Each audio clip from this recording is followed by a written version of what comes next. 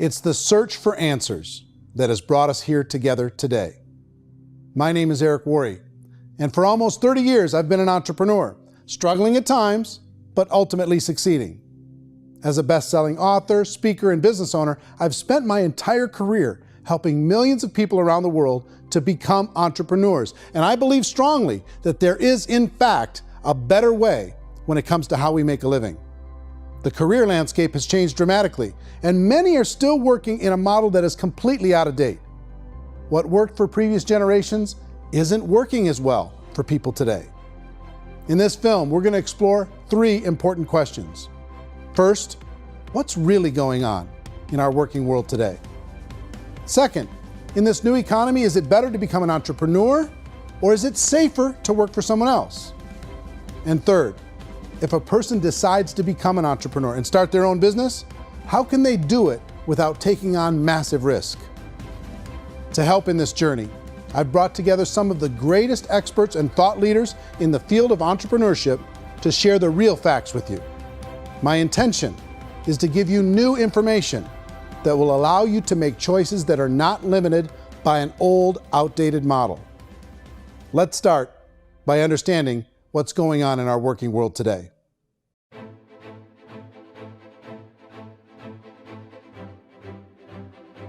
Let's look at unemployment. 30–40% of the people are honestly not working, but would be working.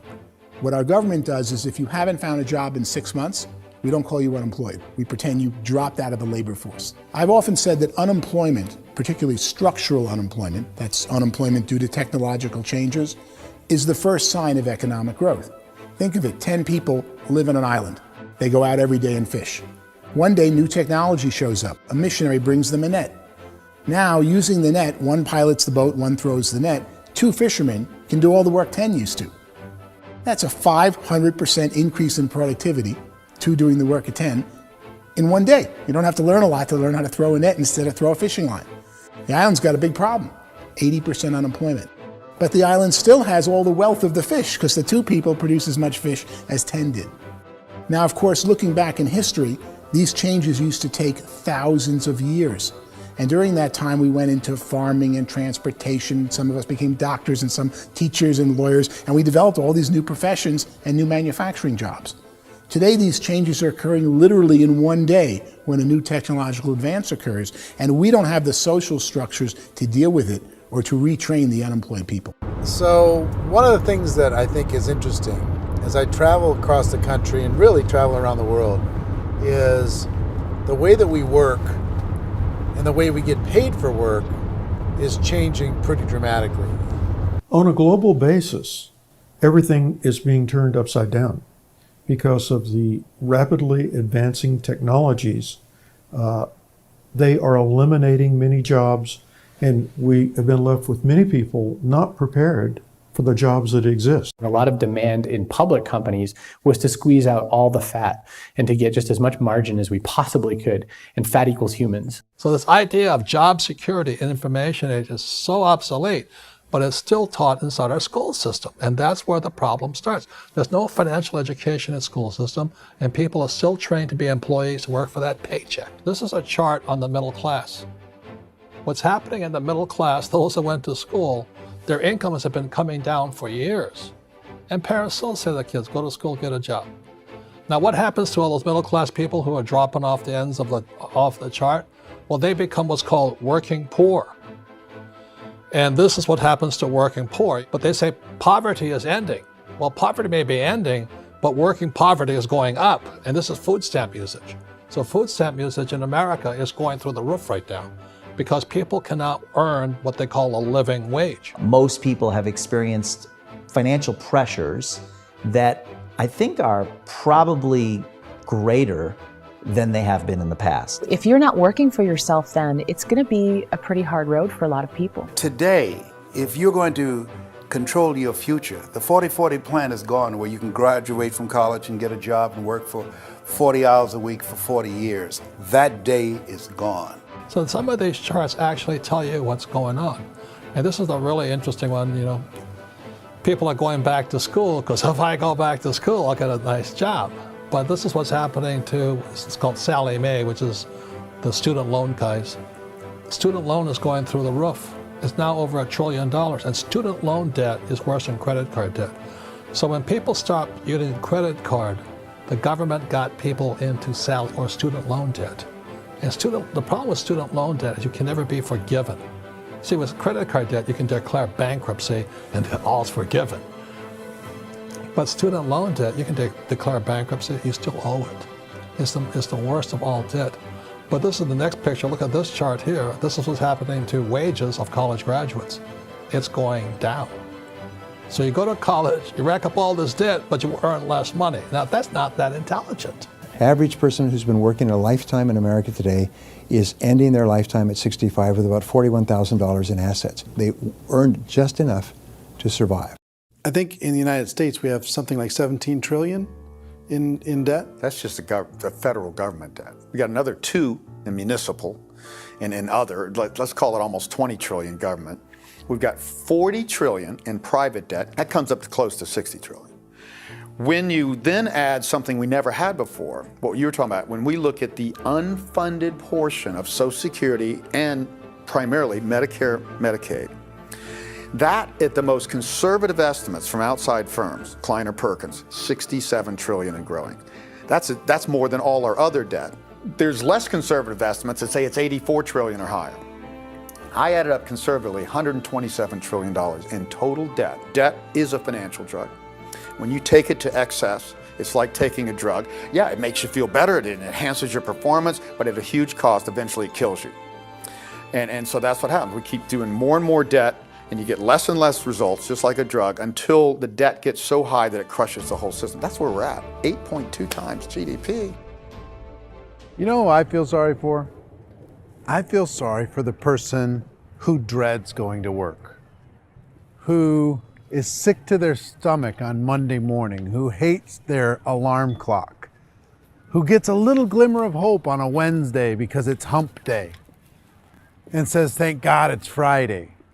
And they live for those 2 days a week where they get to be themselves and they don't have to be around people they don't like, and they don't have to play the political game in the office, and they don't have to live this half life. The person that works 50 weeks a year just to be able to have the 2 weeks for vacation. And you know what happens to most of them nowadays? They don't have a vacation. They have a staycation. They have time off of work, but they don't get to go where they want to go because they're overextended. They've got all this debt. They got all this situation. They hate their alarm clock. They can't sleep until they're done. They have to spend most of their life in traffic. I feel sorry for that group of people because there's a better way. They just don't know it. I see this really interesting attempt at rugged individuality in a 6x8 rectangle. And I feel like you're all the same, except for the little push pins of the pictures. There's different pictures. Yours is named Jenny and his is named Sujara, but it's the same people. And this is how they are, and they're just like the zombies, and there's no joy in there, there's no fun. There's always like the wacky woman who decorates her cubicle, and that's the most she can do there. You got to give her credits, right? The wacky cubicle woman. The basis for their life is worry. I'm worried, maybe I'll get fired. I'm worried maybe my company will go out of business. I'm worried I can't keep spinning the plates on paying the bills. I'm worried about how do I send my kids to college. I'm worried, what if the transmission of my car breaks? That's 2 or 3, I can't fix it. People live in a sea of worry, and it eats at them. Those signs that people held up during the Depression didn't say looking for gainful employment in a cubicle. It said looking for work. Work is what we're looking for. Job is just a unit of measurement. Work is what we're going after. It's time to look in the mirror and say, it's not the economy, it's my economy. It's my little world of where I am. I need to improve. I'm not going to wait for the economy to come back, because frankly, the economy is doing great in this country. So I'm here on Wall Street, the financial center of the universe, the financial capital of the world. This is where most people's money goes to at least be held for a time, right?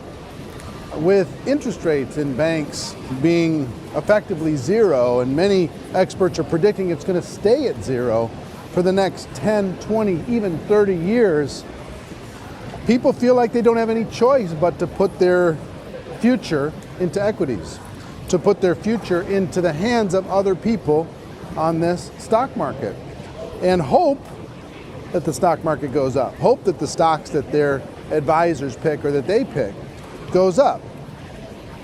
That's one way to go, I guess. It's my personal belief that if you put your future into the hands of yourself, in other words, you have earning power by yourself, I think you're a better investment than these guys. I think controlling your future is a better option than handing over your retirement to these guys. The average household income in the United States is approximately $50,000 a year, what they call the middle class. To reach the top 25% of income earners, you'd need to earn at least $90,000 a year.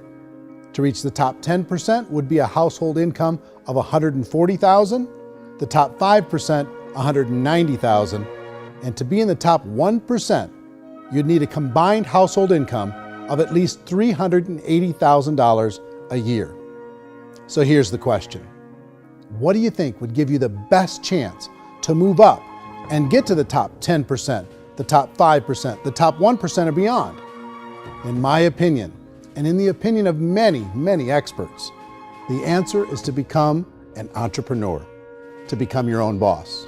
I think you have to be a business owner. I can't, the only time I ever say to someone it'd be great to be an employee is when they've already told me they've surrendered. I only tell people who are wounded spiritually that they should be an employee. And it's that feeling that you get when you pick up the backpack off the little Cub Scout and say, "Don't worry, little guy, we'll get you back to the camp." You know, it is in no way a kindness when I tell someone they'd be a great employee. The other status symbol really increasingly is lifestyle. And people who can own their own business, maybe even work out of their house, that I tell you, people admire that. Like, gosh, I wish I could do that. The spirit of the entrepreneur is to be a risk taker and to be resourceful and unstoppable and to have a vision of yourself beyond where you are and not willing to settle for life as it is. You think about the great entrepreneurs, they're visionary, they have heart, they're willing to do today what others won't so they can do tomorrow what others can't. Personally, I don't think of the new economy, the old economy. I create my own economy. The entrepreneur's in control. I decide what the economy is going to be like. In the world of entrepreneurship, there are no limits. You can make as much as you want, depending on how much you want to work and how smart you are and how great a team you put together. There's no more lifetime rewarding business than being an entrepreneur. Why in America, where anyone could be anything, would people want to give up their freedom and become effectively a modern-day slave, told shut up and be here every morning at 7:30, leave at 5:30, and do what I tell you? If people decide to become an entrepreneur and work for themselves, they have some traditional options, but they're riskier than you might think. Any kind of a retail business, retail build-outs is extremely expensive. Even just these small little yogurt stores where they're putting little yogurt machines and you get all the different flavors, you're spending $200,000, $300,000, $400,000 to open a yogurt shop. I would love to buy a Dunkin' Donuts, but it's $500,000 or so to start. I don't quite have that just in case money. Risking lose it all, and most guys do 2 or 3 times, and even big guys like Branson, because I'm such a fan of his, half his companies don't work. If you make $1 million, your problems are going to go. If you make $1 billion, your problems are really going to go. Just the opposite. You and I know when you're making $1 million, you got $1 million responsibilities. You make $1 billion, you got 1,000 times $1 million responsibilities. And most people say, I'd love to be my own boss. 70% of Americans would love to be their own boss, according to recent polls. But they don't know how to get there. Because what are you going to do? One, you could buy an existing business. If somebody's selling an existing business, you have to ask why. Usually because it's probably hard. It's probably not making as much money as they hope. 2, they could buy a franchise. A little less risk, proven system, but it's expensive to be able to do that. 3, they could start something from scratch. And that's where a lot of people feel like, I don't have the chops to do it. I don't have the money. I don't have the product idea. I don't have the expertise. I don't have whatever it's going to take to be able to get there, and I can't risk my family to do it. So 4th, they could become an investor. A lot of people in this town invest to try and figure out a way, but you got to be pretty smart with that game too, right? Venture capitalists, who are the very best and most sophisticated in investing in new breakthrough businesses, make it on 1 out of 11. That means 10 out of 11 are mediocre or fail. Most of them fail. That's the risk there. An angel investor is lucky to get 1 out of 15 or 20. A business is a team sport.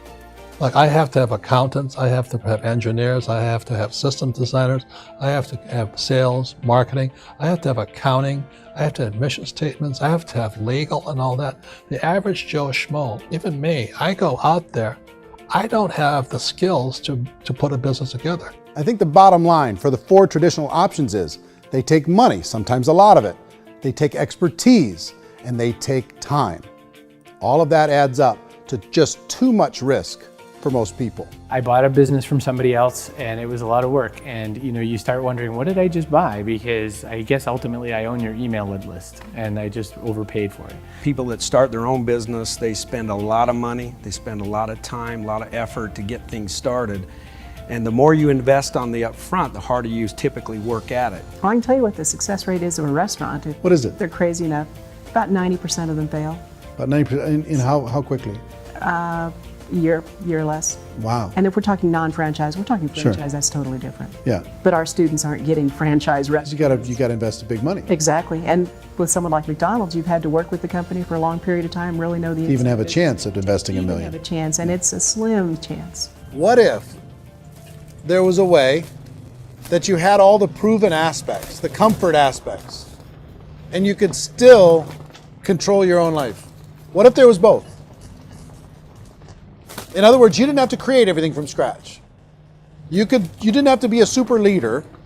All you had to do, what if there was a proven product already? You didn't have to create the product. And there's a proven system already, proven training already. Everything except an employer. That was the only thing that you didn't have. Do you think more people would be open to working for themselves in that environment?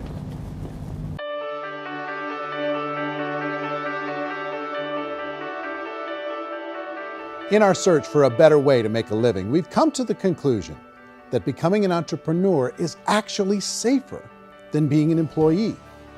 And through our look at the entrepreneurial options, one particular path kept coming up from expert after expert. And I think most people will find it surprising because it's certainly a non-traditional business model. That model is for people to start their own business and become an entrepreneur through the creation of a network marketing business. Some people call it direct selling because the product is being sold directly from the manufacturer to the end consumer, cutting out the middlemen. Other people call it multi-level marketing, or MLM, because there are multiple levels of commissions paid. The most common term today is network marketing, because network marketing best describes using a large group of independent distributors, independent entrepreneurs, to move a product or service more efficiently. So my friend here, Donald Trump, and I, we always write about the network marketing industry. And the reason we support the network marketing industry is because it really is a business school for entrepreneurs. Because most people come out of school looking for a paycheck. Oh, that's terrible. I went to network marketing like that. I think if it didn't exist, we should invent it. It is that good. I think direct selling is a great way to do business today. It's very easy to get into that industry, and you can be self-employed, be in effect an entrepreneur. When we see multi-billionaires adding network marketing companies to their portfolio of companies, that would be a clue. When we see people who are very famous authors and very famous business people endorsing the industry, that would be a clue. These network marketing companies aren't $50 million companies, they're billions and billions of dollars. They lead the stock market, they're major companies. When we're gonna get it? You know, and you're going to school to work for a paycheck, but if you want to be rich, be an entrepreneur, and network marketing gives you the spirit to be an entrepreneur. A traditional company will spend up to 50% of their total revenue on marketing. Network marketing companies use a different approach. Instead of having all that extensive marketing expense, they utilize a network of independent distributors to do the marketing for them. Now, why do they do this? First, because word-of-mouth advertising is so much more effective today than traditional media advertising. Second, some products need to be explained or demonstrated and an independent salesperson can do that more effectively than an ad campaign. Third, it's completely efficient. The company only pays for the marketing of their product if a sale happens and not before. Imagine if Amazon allowed you to become an independent distributor and paid out 40% of its revenue to that distributor group. All you had to do as a distributor was recommend a product, and if a person bought it on Amazon, Amazon would take care of all the logistics and you'd get paid for bringing the customer. Now imagine you got paid for every purchase that customer made for the rest of their lives. Well, Amazon doesn't offer this option, but network marketing companies do. 85% of all buying decisions in our society are made as a result of word of mouth or reputation. We're recommending things to each other all the time. You know, who's your dentist? Who's your doctor? Who's your lawyer? What detergent, are you using? What legal system are you using? What product are you using? We're talking to each other about the things that we love anyway. When you go into a big box retailer, you're lucky if the clerk looks you in the eye, much less gives you any detailed or accurate information about what you're purchasing. So of course, this personal information, this education coming from a friend, a neighbor, a relative, or even a stranger, but one who has experience with the product is extraordinarily valuable. As a matter of fact, network marketing can educate consumers probably better than any other form of marketing. It certainly can do better than advertising, because advertising usually has a certain hype to it and you can only get limited information. So, network marketing trumps advertising. If you were a typical sales company and you wanted to sell $1 million a month worth of product, you might go find 100 superstar salespeople. The quota would be $10,000 a month. So network marketing as a distribution system just flips the numbers. So we use 10,000 happy, raving fans of a particular product, and we don't concern ourselves so much with how much product each one of them individually sells. If they sell just $100 or $200 a month, and there's 10,000 of them, you're selling $1 million to $2 million a month worth of product. And that's the best way I can explain how network marketing works. This is the marketing arm of the company. There's not money being wasted on bricks and mortar. There's not money being wasted on inventory that's sitting stagnant somewhere. There's not of employees standing around that don't have customers. These are people that are going to connect with customers. These companies allow people to become independent distributors for extremely low cost and with no minimum time or sales quota. Essentially, they own their own business and can provide as much or as little sales as they choose. In other words, the distributor gets all the benefits of traditional business ownership without the risk. The advantage of network marketing is the ease of entry, the low risk, and the low startup cost, because almost everything else has very high risk. You can get in for a minimal investment. You're buying into a system that's already been proven, products or services that have been proven to work. The keys to network marketing is providing an opportunity for the masses to get involved, providing an opportunity for the average person who doesn't have the resources to start their own business. All of this so far is fairly straightforward, but network marketing offers another benefit, and it's this benefit that makes it so interesting for entrepreneurs. Network marketing allows a distributor to build their own network of other distributors and then compensates them on the sales created by that entire group. Direct selling is, at its base, very simple. It's the sale of a product or service to an individual on a face-to-face, one-on-one basis, just the way we're talking right now. But there's an important element as well, and that's the offering in conjunction with that sale of product, the offering of an opportunity for someone to make something of themselves. No matter what your social status is, no matter what language that you speak, I mean, look how many unbelievable people are becoming successful to speak every kind of language out there. What an awesome gift to give the world. Instead of having to work your way up in a system and prove that you could be a sales manager, they just decided everybody can be a sales manager. Everybody gets to build a sales team from day one. And so what that brought into the system of growth as a direct selling company is the concept of compounding or geometric progression.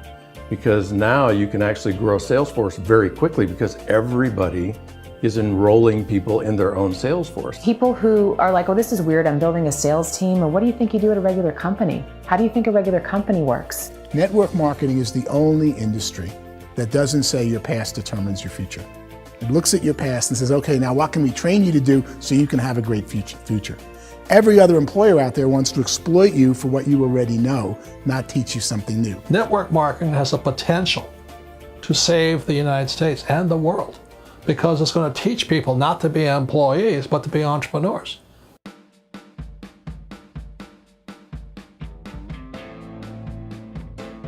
According to the Direct Selling Association, if you add up all the network marketing companies around the world, they combine to do over $178 billion a year in retail sales.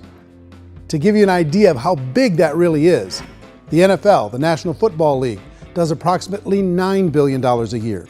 The music industry does a little more than $16 billion a year, and the movie industry does about $80 billion a year. Using a conservative average, network marketing companies pay their distributors about 40% of that $178 billion in the form of commissions, which adds up to more than $71 billion a year. That's almost $6 billion a month. It's almost $200 million in commissions every single day. So it's certainly working, and people are making serious money in network marketing. With the growth of the direct selling industry over the last 10, 15, 20 years, we've seen a broader understanding of the channel. We have seen more and more people getting involved in the business, so our penetration in the marketplace has increased, and thus the understanding in the marketplace of who we are has increased. And we've seen non-direct selling companies look at the direct selling model and say, something's going on there. People are making money. Companies are being profitable, individuals are being motivated, product is being delivered to market. Maybe we should explore this. Some people think only the people at the top make money. Well, let's take a look at that as well. In the network marketing profession, there are roughly 500 people in the world who earn over $1 million a year. If you round that number up to $2 million a year, that adds up to about $1 billion a year. That takes the $71 billion paid out each year down to $70 billion. So where does the rest of the money go? The vast majority goes to part-time people making anywhere from a few $100s a month to many thousands of dollars a month. It goes to people who choose to make it a full-time career move and earning even more than that. Every day, people are using the money they earn through network marketing to pay off debt, have more fun, and improve the quality of their lives. Everyone I know in network marketing has been doing that since the 50s. They go to work when they want to go to work. They stop working when they want to take time with their children to have a leisurely breakfast and discuss issues and drive them to school. They go back to work when they get home, wherever they're working out of. The biggest thing that I've seen is people that have become much happier in their life. MLM has probably made more millionaires of more people in more countries, and I've spoken to them in 67 countries than any other single form of business, starting from nothing. If they have a choice between working a job for the next 10 years or working a network marketing business for the next 10 years, the result of working the network marketing business will be better. A lot of people within the industry go on and make this a career and do extremely well at it. Network marketing has been nothing but good for everyone I know that's been involved with it because they did it seriously and they played full out and they've been very successful. It's been a constant barrage of success stories and people showing off stuff that they got as a result of it. How many people are involved? Approximately 16 million Americans and 96 million people around the world are currently participating in network marketing.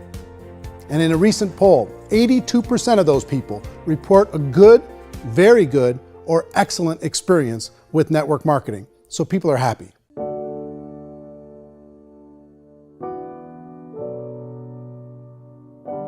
So I've taken a look at the network marketing profession and really tried to understand why so many people are confused as to the validity of this as a business. One is this pyramid shape. People get really messed up with this pyramid. Oh, it's one of those pyramid things. So I just think there are a lot of haters out there who really don't understand the industry and say, oh, it's a get-rich-quick scheme. It's a pyramid. Well, corporate America is a pyramid scheme. You know what I mean? It goes like this. You have thousands of MBAs, let's say working for Ford or General Motors or Coca-Cola.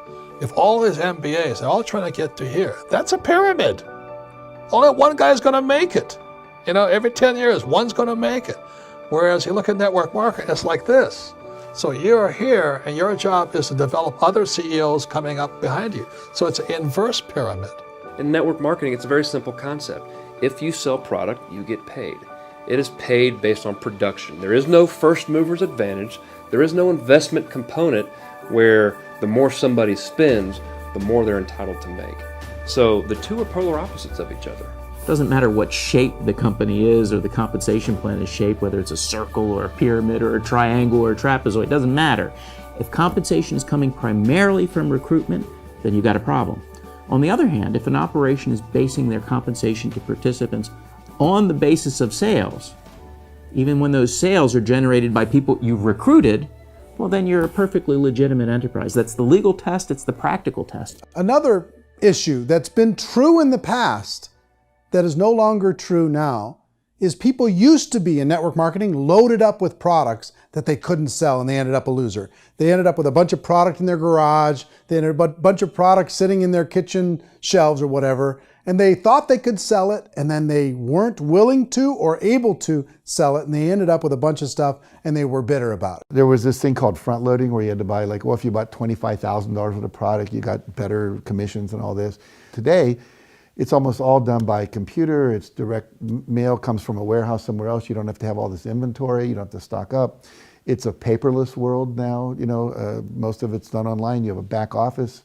It really works. And I mean, the technology has changed everything. Third issue is people start talking about 99% of people in network marketing don't make any money. Well, we've talked about that over the course of this journey together. Almost $200 million a day is being paid out to network marketing distributors around the world. The naysayers, the people who say that it doesn't work, are usually the ones who just don't know how to make it work for themselves. And so they're giving you an opinion, and I tell people, don't confuse people's opinions with expertise, because opinions are free. And don't confuse sincerity with the truth, because people can be sincerely wrong. But here's the reality inside of network marketing. The vast majority of people that get involved in network marketing just become customers, and they get involved to be able to purchase product at a lower price.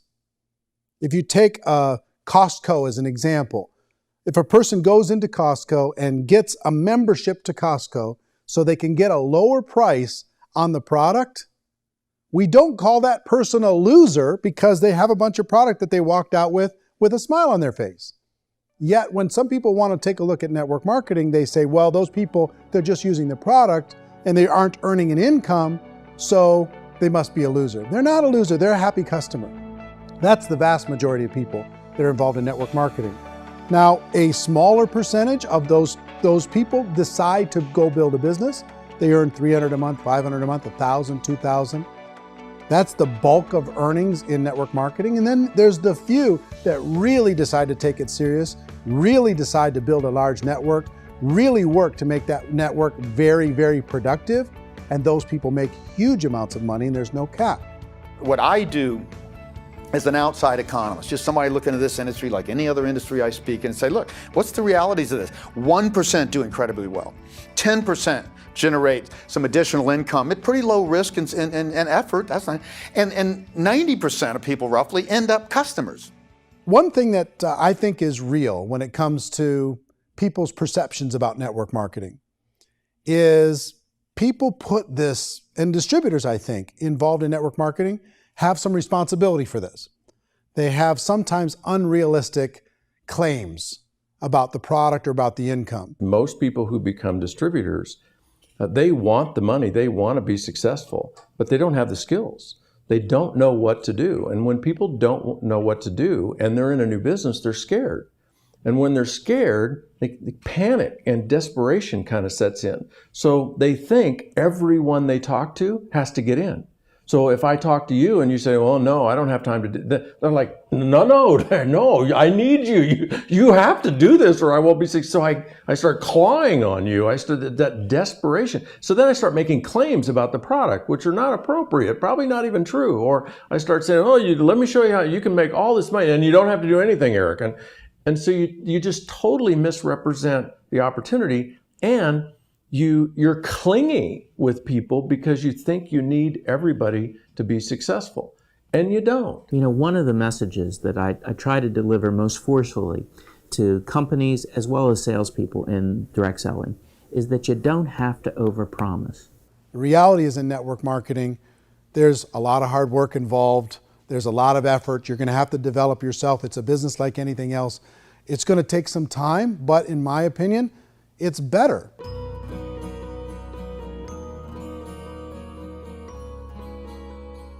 It's light years better for people starting today than it was even 5 years ago. I think it's more widely accepted now, and people understand it is a business. It is being an entrepreneur. It is being a business owner. Our belief system is based upon our evaluation of something, and frequently if we reevaluate a situation, our belief about that situation will change. The industry has changed and it's grown up. It's totally transformed. You've got young people today that have grown up with social media, and they understand networks. They understand how people are connected through technology, and they understand how money flows through those networks.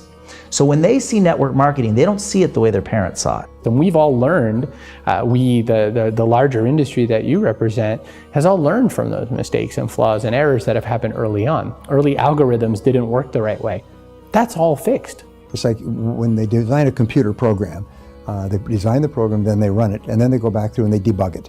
The MLM industry has been debugged. This is the day of being virtual, being able to run a business from your mobile phone. I mean, it's incredible. Companies are getting smarter. They're implementing more consumer protections. They're implementing more compliance training. They're doing more with respect to product research. If you do get involved and you make purchases of inventory, even on a voluntary basis, if you decide that this business is not for you, you can leave and have that inventory repurchased by the company. There's no other business that offers that kind of protection on a voluntary, self-regulatory basis.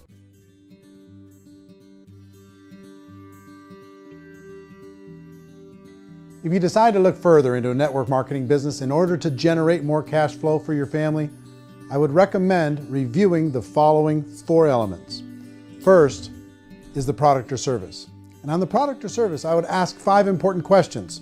1, do you like it? Is it something you would feel comfortable sharing with others? 2, is there a recognized need in the marketplace? It's hard to create a need if one isn't naturally there. 3rd, does the product meet that need? Does it solve a legitimate problem for consumers? And 4th, is it priced to sell? Can it compete in the marketplace? And 5th, is it priced for profit? Is there enough margin for the company and the distributor to be able to generate income for the long term? If you can answer the questions on the product to your satisfaction, the next element to consider is the company itself. Is it well run? Do you believe in the founders or the management team? Do you feel they have what it takes to go all the way? See, it doesn't matter how good the product is if the management can't take care of the company. Good management can change with the times. They can handle adversity. They can make good decisions. Make sure you choose a company that can serve you for a long time. The 3rd element to consider is the compensation plan. And with that, there are 3 important things to look at. First, a brand new person needs to be able to generate some money fairly quickly. It may be an obvious reason, but you can probably imagine the ripple effect of a distributor getting involved and having even a small victory fast. That can only help with the overall success of the organization. Second, a person should be able to develop a moderate part-time income in a reasonable period of time. As they develop their network and as their sales grow, they should be able to enjoy more benefits. And 3rd, for the people who are really serious, for those who decide to really go pro in the network marketing profession, there should be the possibility to make a serious full-time income if they work hard and are committed to developing their skills. If you're comfortable with the product, the company, and the compensation plan, the last thing you should look at is the support that will be made available to you. Does the company have a website? Does it have a solid online reporting tool? Do they have comprehensive training available? Do they host events to help you build your business? If you decide to do this, what kind of a support system can you plug into? Choosing a network marketing company is a personal decision. But evaluating the 4 elements of product, company, compensation plan, and support is a great place to start. Is the company promising that you're going to get rich quick or that you can make a lot of money without a lot of effort? That's a red flag. Is there a product that you really believe in that you think can be sold? Or are you being told by salespeople or the person who's trying to recruit you or by the company itself that don't worry about the product, all you have to do is recruit other people into the business? Red flag, warning sign. If you're hearing that, take a second or even a third look. Get to know the customers, the products, the business, have some success, and see where the opportunities might take you to move up in the organization. You want to find out how concerned are they about my education, my training, and my development? Is there a space for me to grow? Most important question. Learn everything that you can about the product. Make sure it's something that you believe in, and learn everything you can about the industry and work that system. You have to be very passionate about whatever that company is doing. I would get involved. You can always test drive anything, you know, the product, the service, the community, and then lean into it a bit. If it feels good, then lean into it a lot. Behind me is the Lincoln Memorial. And this is a place where Martin Luther King Jr. had his famous "I Have a Dream" speech. And at that speech, he talked about his dream for equality for everyone around the world, and that's a noble dream. But I think more people need to remember what it was like when they were kids and the dream was still alive in them, before it got beaten out of them by reality, by this paycheck, by these responsibilities, and by having to live for this job to pay the bills. I think people need to remember that, go back to that. Once they know that there's a better way, I think their future is going to be much brighter. They can live a better life.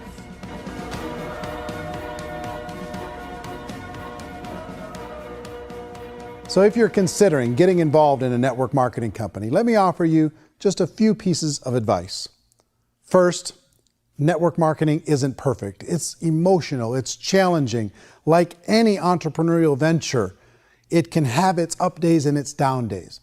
But if you have an entrepreneurial bone in your body, it's just better. Second, if you're gonna do it, decide to be professional. Decide to go pro. It's better to do that than just be this amateur sticking your toe in the water. Third, as any professional, you're gonna have to learn some new skills. And I promise you, inside of the network marketing profession, they're not too difficult to learn. Fourth, like anything worthwhile, it's gonna take some time. Don't expect that you're gonna get to the finish line right out of the gate. And fifth, it's worth it. It's worth it to be able to take charge of your life again. It's worth it to be able to control your own financial situation. It's worth it for the people you're going to be able to spend time with. It's worth it for the things you're going to be able to see and the experiences you're going to be able to experience. It's worth it for the causes you're going to be able to contribute to, the lives you're going to be able to touch, the customers you're going to be able to help, the friendships you're going to be able to develop. I promise you, it's worth it. Remember, most people are searching for answers just like you are. But I do have to tell you the catch to network marketing. If there is a catch, if you want to understand this from an emotional point of view, people say, well, it sounds too good to be true. It's not, it's hard work. But here's the catch. Most people still don't understand it. So you're going to have to endure the loss of social esteem from ignorant people. The uneducated will think less of you. Now, if you can handle that, you're on your way. If that's going to destroy you, you know what? Entrepreneurship in general probably isn't in your future. If you can face that catch, you can become unstoppable. I want everyone to really contemplate this if they're not in network marketing. You're in a job, you probably have a mortgage, you have rent, you have debt, whatever's going on. You're in a prison. You work just hard enough to keep them from firing you, and they pay you just enough to keep you from quitting. Come on! I've been there, done that, and bought that t-shirt. In network marketing, if you run into failure, it's really just a homework lesson for yourself. There's no one to blame. You really have no excuse not to be successful. You just don't. People don't want to hear that, but there's so much available to you. If you want to be a good network marketer, be a student to the people above you, be a fellow traveler to the people on the same level, and be a teacher to those below, and know when it's appropriate to do which. People who are not afraid of asking people to buy things or not afraid of persuading people with a chance they may say no. These people own the future. Nothing happens until something moves. So you got to go move, you got to go do something, or nothing's going to change in your life. In the beginning, you're going to do a lot of things that you don't get paid for. But as you go down the road, you get paid for a lot of things that you don't do. And your job is rehabilitate the spirit, the entrepreneur spirit in all of us. You get it back. Either give it a strong yes or a strong no, but no wishy-washy, dilly-dally stuff in the middle. There's dreams and there are nightmares, but I believe that the biggest nightmare of all is when you don't pursue your dream. You're going to see some monumental growth in this profession. It's an exciting, exciting time to be involved with the network marketing profession. The next 10 years, I see just exponential growth. When that tipping point comes, it's not a matter of asking somebody, have you ever heard about network marketing? You're really asking them, which company are you building your wealth in? We are here to fix the world, to improve relationships with other people, to improve other lives. And the real reward comes as an entrepreneur in any level from teaching somebody something and watching them soar. There is no greater reward.